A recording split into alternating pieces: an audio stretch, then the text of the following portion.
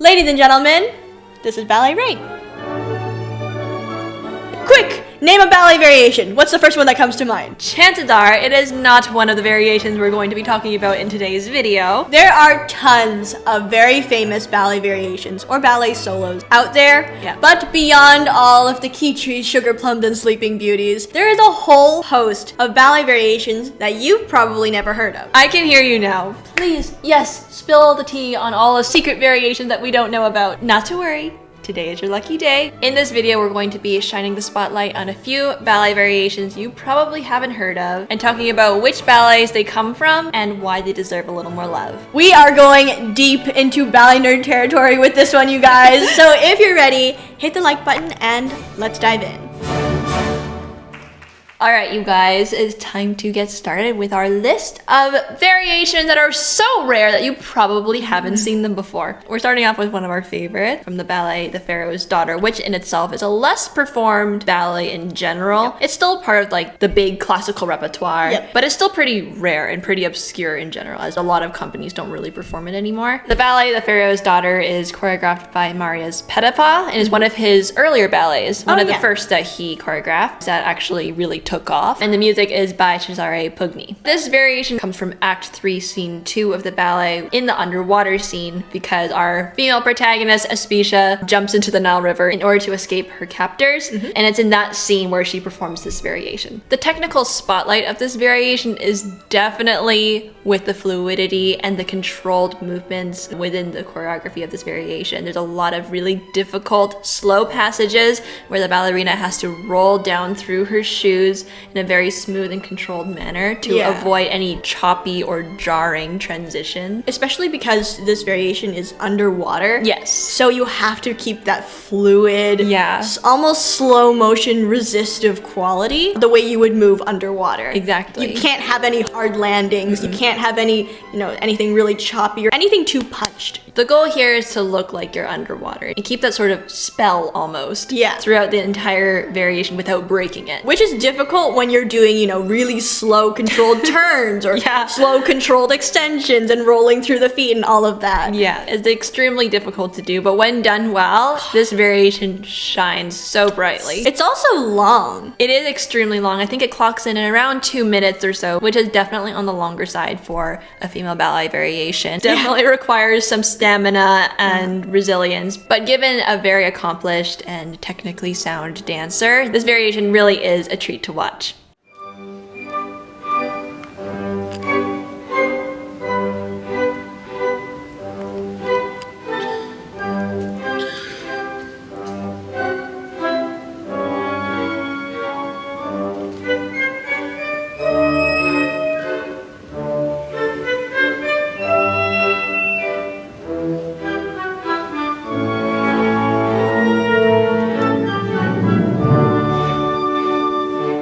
The next variation that we are going to introduce to you today is from the ballet Les Sylphides, also called Chopiniana. And this is the ballet, one of the first storyless ballets that was more focused on the dancing and the vibes. Right. It was choreographed by Mikhail Fokine to music by Frédéric Chopin, which is absolutely exquisite. I love this ballet. Such a beautiful ballet. It's a very romantic era ballet, so very soft, delicate lines. I feel like the female variations from Les Sylphides are quite popular. The music, if not the variation, is always very popular. Is very popular. But today we're highlighting the male variation because I don't think anybody talks about it. Gotta shout out our male variations out there. They're absolutely fabulous, and I love this one because it really showcases a different side of the dancer's technique that you don't see in a lot of other grander, splashier variations that you see in more of the classical era of ballet. In the context of the ballet, again, Les Sylphides is a storyless ballet, but sort of the concept is he is a young man or a poet, and he's out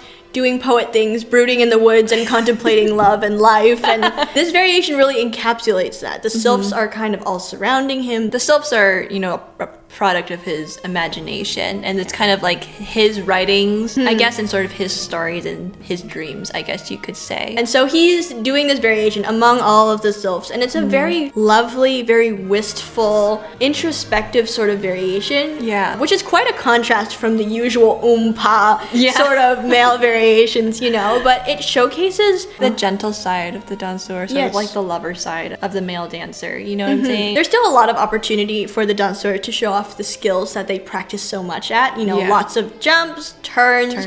But I think this variation brings a different quality to it. So the jumps, instead of being super explosive, sail into the sky, it's supposed to be a very floaty, very soft landings in long extended arabesque lines, as is typical in the Romantic era ballet. And all the turns, instead of being, you know, whip off as many turns as we can, it's a very soft, gentle spiral feel, I think. I do think this variation should be performed more. I agree. Or appreciated more, you know? Yeah, I love this one. Again, it's just a very different emotional texture that we don't get to see in a lot of male ballet repertoire. So I think this one's a gem. I think this one's really special, and we really love watching it. So hopefully you do too.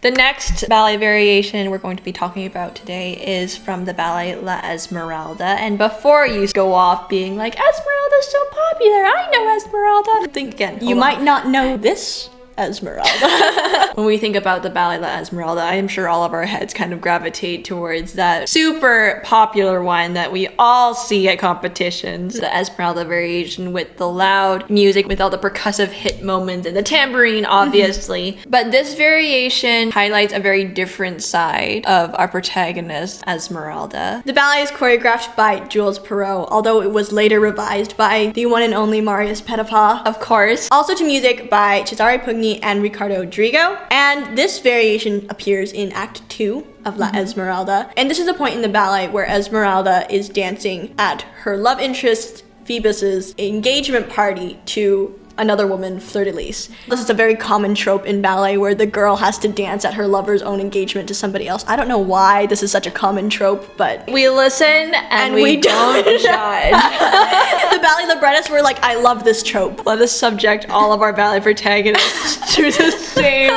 fate.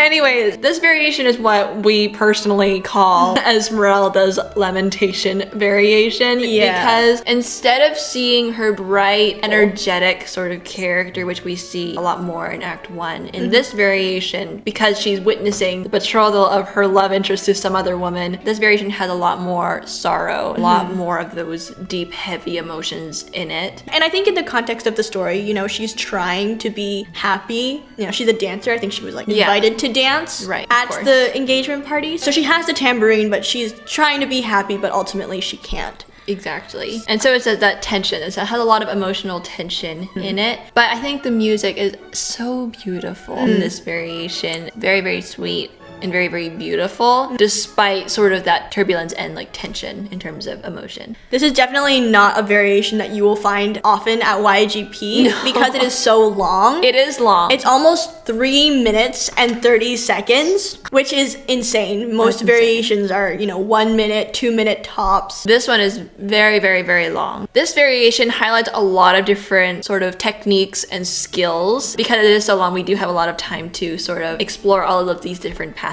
We start off with some really slow passages with a lot of controlled movement and balances. We see a few little jumps here and there as, you know, as she's trying to keep up that celebratory sort of vibe. But ultimately the jumps have a lot of emotional weight and heaviness to it, especially in the landing, as she's trying to, you know, ultimately hide and conceal that sorrow. And the variation ends with this absolutely gorgeous passage of pas de courroux back, traveling back and forth across the stage to sort of signify just that longing and that resignation almost, the heartbreak that she's feeling. So yes, that is Esmeralda's lamentation variation, as we like to call it. Again, a really beautiful variation, and we really wanted to share it with you guys because it shows a completely different side of a beloved ballet character that we all know. We definitely recommend you watch it, or at least listen to the music. The music in itself is a highlight of the ballet.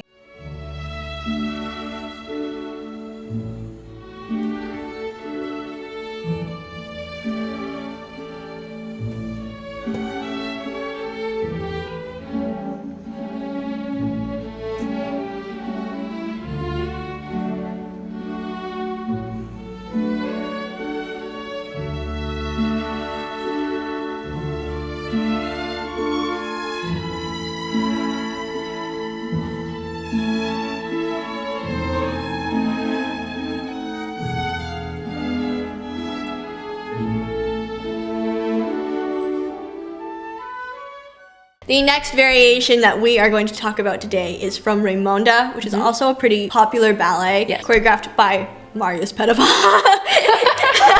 To music by Alexander Glazunov. It is a really, really beautiful ballet. And I will say that there are a lot of famous Raymonda variations. You know, the famous variation. The clap variation. There's also the dream variation that we see a lot at YGP, Prix de Lausanne, all of those things. There's also the famous one with a lot of hops on point. That one's very, very difficult. And I think with the sheer amount of beautiful variations from Raymonda, the one that we're about to talk to you about today kind of slips under the radar. I think this one's a pretty rare one, and so of course it made it into this list. This one is also from the dream scene of the Ballet Raymonda. And there are quite a few dream variations or like divertissements inside of this scene as well. I think this one that we're about to share is definitely one of the least performed and least acknowledged ones of this scene. It's short, about a minute long, but it's very, very lovely. It is. I think it's really cute. It has this levity and it has this lightness to it, and it's twinkly, it's sparkly, if I can, you know, describe it in any way. The technical spotlight of this variation is definitely on the quick footwork, quick point work, and the little jumps as well. There's a lot of beautiful, detailed little passages with a lot of quick, lively footwork. And I think the whole variation has a very fleet, a very bird-like sort of quality. Yeah, it does. There's some hops and point in there. There's a lot of battery and small little footwork things. It definitely requires a dancer with really good articulation and detail, especially at a higher speed, to really make all of those delicate steps really shine. And I really love this variation just because of how joyful and how exuberant it is. Yeah. I think in the midst of, you know, this dream scene, which is sort of very ethereal and very luscious. Yeah. And then you have this little variation that's just as ethereal and light and fairy-like. Yeah. But in a joyful, sparkly way. It is. I think it's a treat to watch. And I guess I like the contrast of that inside of this sort of dream scene. I think it's nice to see that liveliness, you know, a little bit of that light back in this scene. I think of all of the Raymonda variations, it's definitely up there in one of my favorites. I agree. I love this one. And I think it deserves some spotlight. It deserves some love. But yeah, Raymonda dream variations are always lovely, but this one, I'm sure you haven't heard of this one yet. Keep an eye out for it.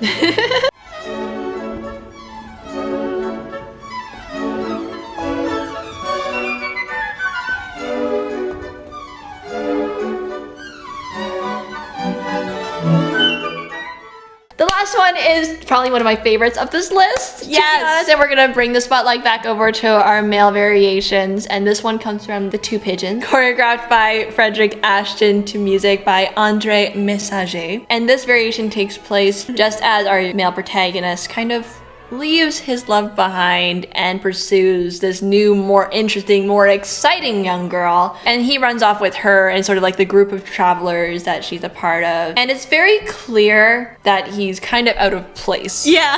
You know what I'm saying? Our young protagonist is a painter, and he's a very innocent, very young, very naive young man. And so when he runs off to join the travelers and this new girl, obviously they are a very adventurous, very loud sort of group. And so he kind of sticks out. This variation highlights sort of that contrast and how out of place he kind of is in this scene. And so plot-wise, this variation suits very well. This variation, just under 1 minute long, packed in typical Frederick Ashton style with some brilliant choreography. Yeah, very technically difficult, I might Yes, add. it's very technically difficult, but I think there's also a lot of beautiful, graceful passages. Yes. That I think, you know, only Ashton would put together in a variation. And obviously, if you go and watch it, you may be shocked with the sheer amount of lunges in that first passage. You know, it's not easy at all. But it's kind of nice to see there's a lot of character dance aspects, sort of. A lot of it. that. And I think the music as well just portrays that sort of passion that Yeah. he's coming into this scene with. He feels like his life is finally just starting. You know, he Yeah. just met this new girl and he's like completely obsessed with her. Yeah. And he feels inspired and he feels, you know, so hopeful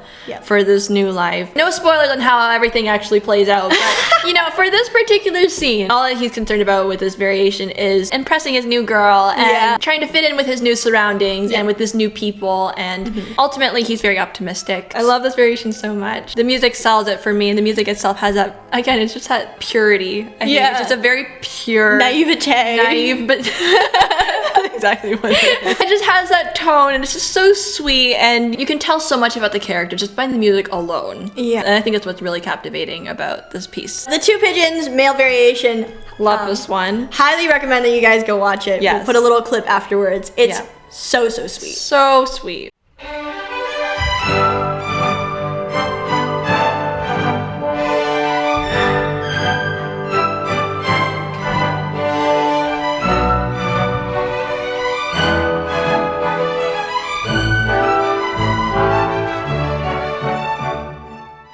Well, I hope you guys had fun meeting some new ultra rare, very obscure ballet variations today. Hopefully this video could help get these beautiful ballet pieces the love and attention and spotlight that they deserve. Make sure to share this video with somebody who may not have heard of these variations before, because the world deserves to appreciate all of these wonderful, obscure ballet variations, and we deserve to break free from the endless cycle of Kitris and Esmeraldas. Please.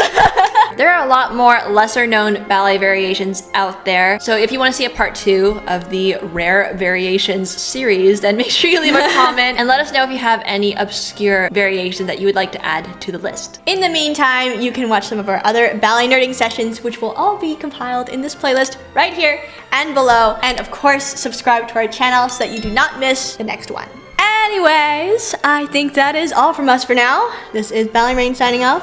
Until the next video. Bye.